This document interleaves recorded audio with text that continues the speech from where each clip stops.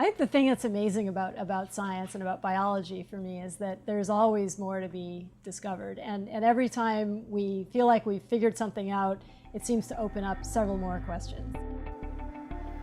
Scientists have appreciated for a long time that once we understood the DNA sequence in cells, if we had a tool that would allow easy manipulation of that sequence, that would be a very powerful kind of technology.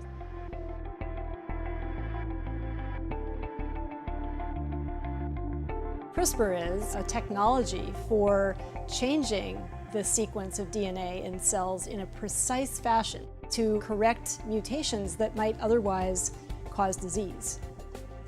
It's going to enable a lot of science to be done that was impossible to do in the past.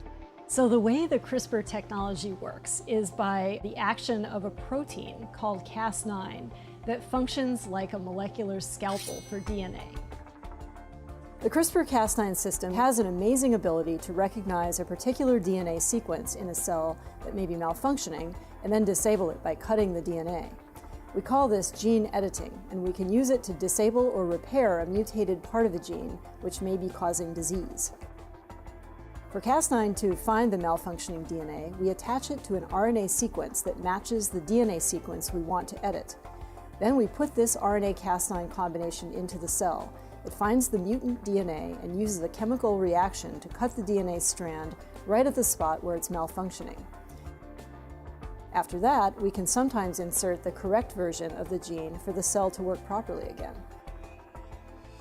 It's a very exciting technology that's going to do a lot of good in human society and for human health. It stretches from human therapeutics to agricultural applications to thinking about how do we make better biofuels. These would be incredible outcomes, I think, of using this kind of technology in the future.